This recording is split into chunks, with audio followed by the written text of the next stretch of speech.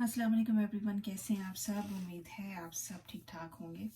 आज की वीडियो जो है बड़ी फरमाइश के बाद जो है मैंने कहा, मेरे बहुत से भाइयों ने मेरे से फरमाइश की थी कि हमें बताएं कि स्टूडेंट वीज़ा के लिए जो है वो क्या प्रोसेस है और हमें क्या कुछ वो जो करना है, हमें वीज़ा जो है स्टूडेंट वीज़ा इसके बारे में हमें थोड़ी सी डिटेल्स दें। तो बस उसी सिलसिले में आज की ये वीडियो है। और ये वीडियो आप उन सब स्टूडेंट्स के लिए जो कि यहाँ पर अमेरिका में आकर अपना स्टडी करना चाहते हैं। इसके लिए सबसे पहले तो जी एक बात आप अपने माइंड में रखें कि जो अमेरिका का वीज़ा लगवाना है ये कोई इतना मुश्किल काम नहीं है, ठीक है। बहुत कम पैसों में ये वीज़ा लग जाता है। फॉर एग्ज़ाम्पल जैसे अगर आप अपने डिफरेंट एजेंट्स के पास जाते हैं और जाकर वहाँ पर आप जब वीज़ा लगवाने की अमेरिका की बात करते हैं तो एजेंट्स जो हैं वो लाखों मांगते हैं। लेकिन मैं आपको ये रेकमेंड करूँगी कि प्लीज़ किसी एजेंट को लाखों रुपए देने के बजाय आप एक दफ़ा खुद ट्राई करें। अ, अमेरिका जो कोई है किसी दूसरे सियारे में वाक़ई नहीं है, इसी ज़मीन पे है और इतना कोई मुश्किल नहीं है, ठीक है। कोई जिन भूत नहीं है ये। वीज़ा जो है वो बड़ी आसानी से लग सकता है और आप अपने घर से जो है वीज़ा ये अप्लाई कर सकते हैं। मैं आपको कुछ डिटेल दे देती हूँ। जो ये स्टूडेंट वीज़ा है, इस वीज़ा की जो कैटेगरी होती है ये एक एफ़ और एक इसकी दूसरी कैटेगरी होती है एम, ठीक है। अगर आपके पास वीज़ा बी है यानी कि जो विज़िट वीज़ा है, अगर आप विज़िट वीज़ा लेकर आते हैं अमेरिका में तो उस पर आप स्टडी नहीं कर सकते हैं, ठीक है। अगर आपको किसी प्रॉपर यूनिवर्सिटी में या किसी कॉलेज में आपको एडमिशन लेना है तो उसके लिए आपके पास जो है वो वीज़ा होना चाहिए कैटेगरी एफ एंड एम का, ठीक है। ओके जी।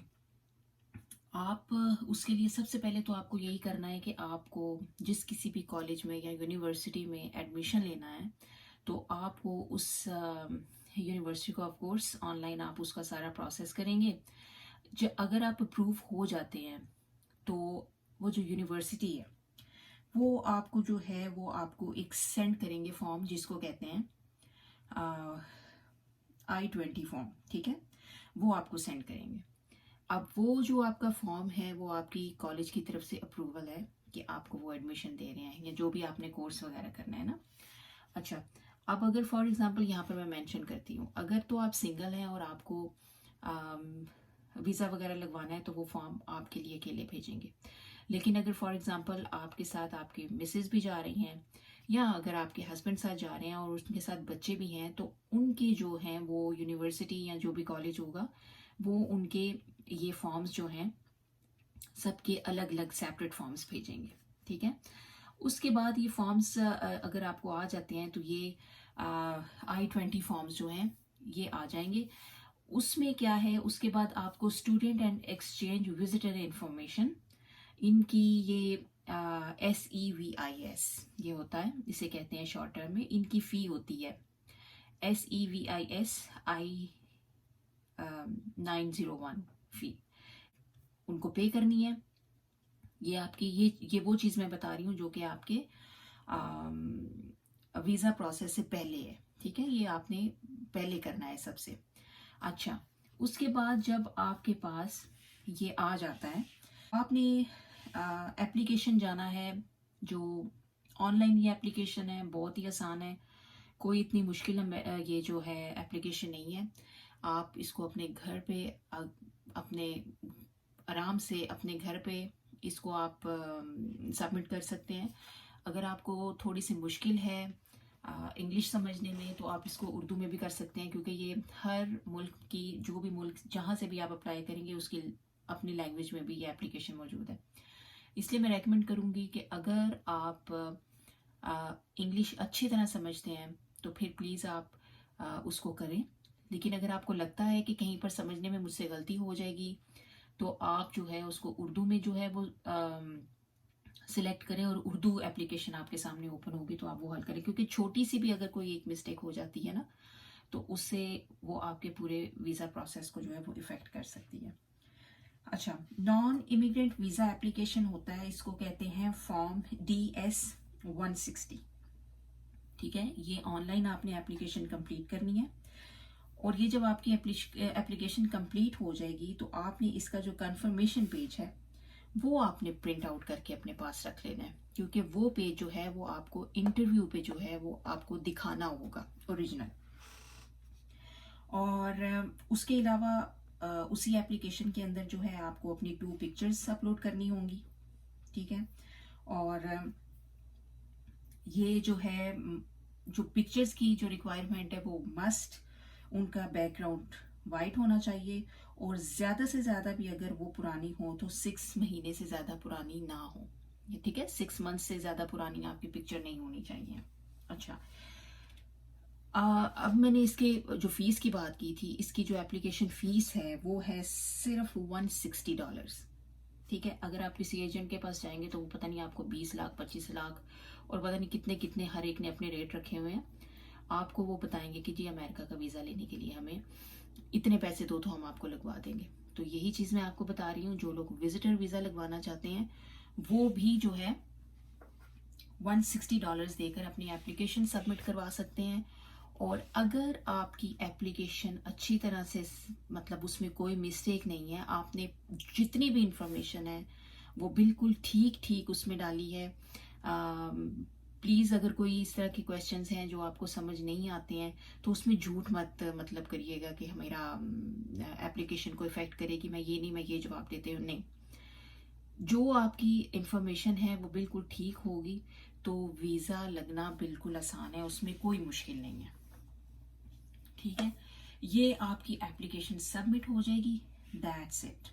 आपका इतना इतना वो यानी कि इजी है, आप अपने घर से बैठकर भी उसे कर सकते हैं। अच्छा, कंफर्मेशन जो उसका पेज है उसका आपने प्रिंट आउट निकालना है, और उसके बाद आपने आपकी जो भी एम्बेसी है, आप जिस भी कंट्री से अप्लाई कर रहे हैं, फॉर एग्जांपल अगर पाकिस्तान से कर रहे हैं तो आपकी जो भी एम्बेसी है, फॉर एग्जांपल इस्लामाबाद या किसी भी दूसरे शहर में आपने वहाँ पर जो है आपने अपना इंटरव्यू स्केड्यूल करना है।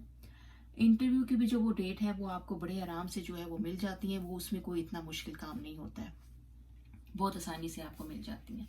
ओके जी, अब आ जाते हैं कि इंटरव्यू स्केड्यूल करने के लिए आपको यहाँ पर मेरे सामने खुला हुआ है, लेकिन यहाँ पर जो है वो पाकिस्तान का मैं चेक नहीं कर सकती हूँ, इसलिए कि यहाँ पर यूएसए का है तो वो फिर मेरे पास उसका वो एग्जैक्ट नहीं खुलेगा। ओके, अब इंटरव्यू के लिए जो है आपको अपने साथ लेकर क्या जाना है, आपको लेकर जाना है वैलिड पासपोर्ट। पासपोर्ट की भी आपने कोशिश करनी है कि वो जो है वो बहुत उसकी मतलब थोड़े दिन ना रह गए हो, आपका पासपोर्ट जो है उसके मतलब एक्सपायर होने में टाइम हो काफ़ी, ठीक है। ये नहीं हो पता चले कि महीने बाद 2 महीने बाद एक्सपायर हो रहा है, ऐसा नहीं, क्योंकि ये वीज़ा प्रोसेस और इस सारे को कंप्लीट होने में भी जो है ना समटाइम्स वो कोई आपको पक्के दिन नहीं देते हैं कि इतने दिन में ये प्रोसेस हो जाएगा। तो इस वजह से जो है आपका वैलिड पासपोर्ट होना चाहिए। उसके अलावा नंबर 2 पे आपने अपने साथ लेकर जानी है, वो लेकर जानी है एप्लीकेशन, जो कंफर्मेशन पेज है, जो मैंने आपको बोला था कि जब आप अपनी एप्लीकेशन पूरी वो सबमिट कर देंगे ना तो आपको एक एंड पे कंफर्मेशन पेज मिलेगा, उसका आपने प्रिंट आउट निकालना है और वो आपने ओरिजिनल साथ लेकर जाना है। उसके बाद आपने एप्लीकेशन फीस जो वहाँ पर पे की होगी $160, उसकी रसीद भी साथ लेकर जानी है। जस्ट इन केस अगर वो ऑनलाइन ही आपको पे कर रही है तो वहाँ पर फिर उसकी रसीद आपके सामने आ जाएगी, तो आपने उसका प्रिंट आउट निकाल लेना है। लेकिन कुछ केसेस में ऐसा भी होता है कि जब एप्लीकेशन सबमिट करते हैं उस वक्त आपको वो फीस नहीं पे करनी पड़ती है, बल्कि जब आप एम्बेसी में जाते हैं इंटरव्यू देने के लिए तो इंटरव्यू उस टाइम पे आपको वो पे करनी होती है। तो इस वजह से अगर आपको आपने ऑलरेडी पे कर दी है, यानी कि ऑनलाइन जब उन्होंने आपसे मांगी है तो उसकी आपने रसीद लेके जानी है, अदरवाइज जब आपने इंटरव्यू के लिए जाना है तो आपने ये अमाउंट अपने पास रखनी है। उसके अलावा आपने पिक्चर्स भी लेकर जानी है। आप पिक्चर्स आप कहेंगे कि एप्लीकेशन में ऑलरेडी जब अपलोड कर दी है तो ज़रूरत क्या है, लेकिन ज़रूरत फिर भी पड़ सकती है, वो आपसे मांग सकते हैं, इसलिए आपको पिक्चर्स भी अपनी जो है वो साथ लेकर जानी होंगी। उसके अलावा आपकी जो कॉलेज की तरफ से आपको जो फॉर्म आया है, जो मैंने आपको शुरू में बताया था फॉर्म I-20, जो आपके कॉलेज की तरफ से आपका वो अप्रूवल होगा, वो लेटर भी आपने अपना ओरिजिनल साथ लेके जाना है। अच्छा, उसके साथ फिर ये तो डॉक्यूमेंट्स वो हैं जो उनको चाहिए, लेकिन आपके केस को और स्ट्रांग करने के लिए आपको साथ कुछ सपोर्टिंग डॉक्यूमेंट्स भी लगाने होंगे। अब उनमें क्या होगा कि आपने अपने प्रीवियस जो आपके कॉलेज डिग्रीज हैं या डिप्लोमा सर्टिफिकेशंस जो भी आपके पास है आपने वो लेकर जानी है। और उसके अलावा जो आपका टेस्ट स्कोर है, जो आप जिस भी यूनिवर्सिटी के लिए या कॉलेज के लिए आपने अप्लाई किया है, तो वो ऑफ कोर्स आपके से कुछ एक छोटा सा वो असाइनमेंट कह लें या आपको टेस्ट तो आपसे ज़ाहिर है वो लेंगे ना, जिसकी बेस पे वो देखेंगे कि ये स्टूडेंट क्वालिफाई भी करता है हमारे कॉलेज या यूनिवर्सिटी के लिए कि नहीं। तो वो जो है उसका जो स्कोर है उसका भी वो ओरिजिनल पेपर आपने अपने साथ लेके जाना है। उसके अलावा आपने लेकर जाना है अपने साथ प्रूफ ऑफ एक्सपेंस, कि आप अगर वहाँ पर जा रहे हैं तो आपकी पढ़ाई का, आपके रहने सहने का और आपकी आने जाने का, मतलब जितने आपके अखराजात हैं आप वो कौन उठाएगा। फॉर एग्जांपल अगर आपके घर में कोई और उठा रहा है तो आपको उनकी सारी डिटेल्स लेकर जानी होंगी, बैंक स्टेटमेंट साथ लेकर जानी होंगी। और अगर तो जैसे ही आपको स्कॉलरशिप पे आप लोग जाते हैं तो फिर तो जाहिर सी बात है आपके कोई एक्सपेंस नहीं होंगे, तो वो भी जो डिटेल है आपको वो अपने साथ लेकर जानी होगी। आपकी बैंक स्टेटमेंट हो सकती है, यानी उनको प्रूफ चाहिए कि ये बंदा इतना है कि ये अपने ये सारे खर्चे जो है ये इस काबिल है कि ये उठा सकता है। अच्छा, आपको ये सारे जो है, अच्छा ये जो चीज़ें हैं आपको अपनी इनकी साथ आपको फोटोकॉपी भी लेकर जानी होंगी, ठीक है। इनकी जो और ओरिजिनल डॉक्यूमेंट्स जो हैं वो मस्ट आपके पास हो। उसका तरीका ये होता है कि जैसे आपके पास आप अपने साथ फाइल बनाकर ले जाएं, जिसके अंदर एक के अंदर आप अपने सारे ओरिजिनल डॉक्यूमेंट्स रखें और दूसरे के अंदर जो आप फोटो कॉपीज हैं वो रखें, ठीक है। ये सिर्फ ये एक सिंपल सा तरीका है, कोई मुश्किल तरीका नहीं है। आप जब भी बाहर कभी भी किसी से पूछेंगे तो बड़ा मुश्किल आपको वो करके बताते हैं कि जी पता नहीं इतने दिन लग जाएंगे, ये वो, ऐसा कुछ नहीं होता है। बड़े आराम से सिंपल आप जो है वो फौरन, मेरे ख्याल में अगर आप अच्छी तरह से पढ़ना जानते हैं, लिखना जानते हैं, तो ज़्यादा से ज़्यादा 10-15 मिनट लगते हैं आपकी ये एप्लीकेशन सबमिट करवाने में, ठीक है। अब मैं आपको बता देती हूँ कि ये आपको दिखा भी देती हूँ।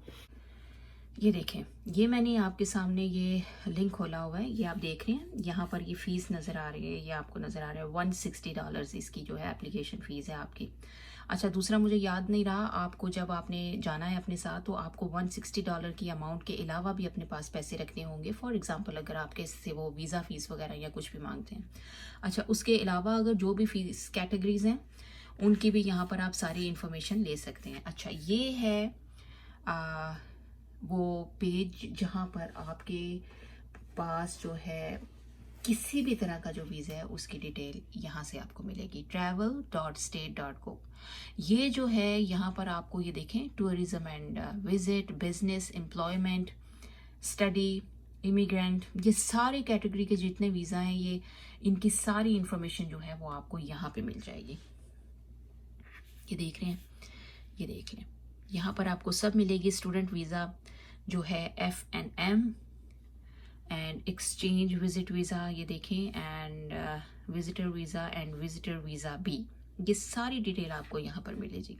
How to apply, fees, required documents and spouses and children, यानी कि अगर आपके साथ आपकी फैमिली है तो उनकी भी सारी डिटेल्स आपको, ये हर एक चीज़ यहाँ पर बड़े आराम से मिल जाएगी। कोई मुश्किल काम नहीं है, कोई बड़ा ये आसान सा प्रोसेस उन्होंने किया हुआ है, ठीक है। अच्छा, दूसरी मैं चीज़ आपको बताती हूँ, यहाँ पर मैंने क्लिक किया हाउ टू अप्लाई। उसका मैंने आपको कहा था कि आपको जो अपनी ऑनलाइन एप्लीकेशन सबमिट करनी है, ये देख रहे हैं यहाँ पर, ये नॉन इमिग्रेंट वीज़ा एप्लीकेशन, और ये फॉर्म आगे आया हुआ है। ये आप क्लिक करें तो ये देखें, ये फॉर्म है जो कि आपने इसको सबमिट करना है।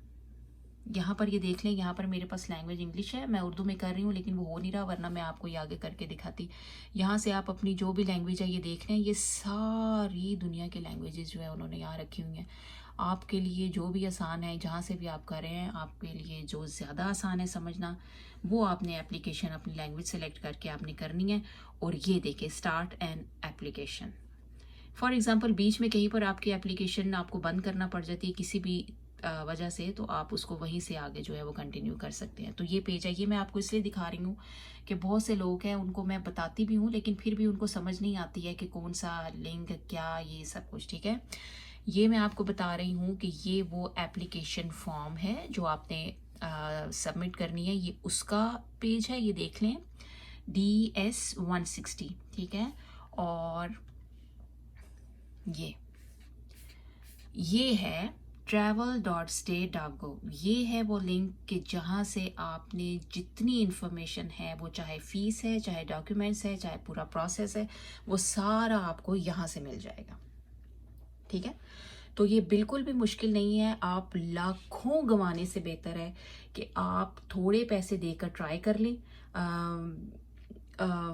अगर आपके सपोर्टिंग डॉक्यूमेंट्स, आपके बाकी सारे डॉक्यूमेंट्स, आपकी एप्लीकेशन स्ट्रांग है, तो इनको वीज़ा देने में कोई प्रॉब्लम नहीं होती, वीज़ा दे देते हैं। अच्छा, टाइम लिमिट की यहाँ पर वो करते हैं कि टाइम लिमिट का यही होता है कि जैसे फॉर एग्ज़ाम्पल अगर आपने जो कोई भी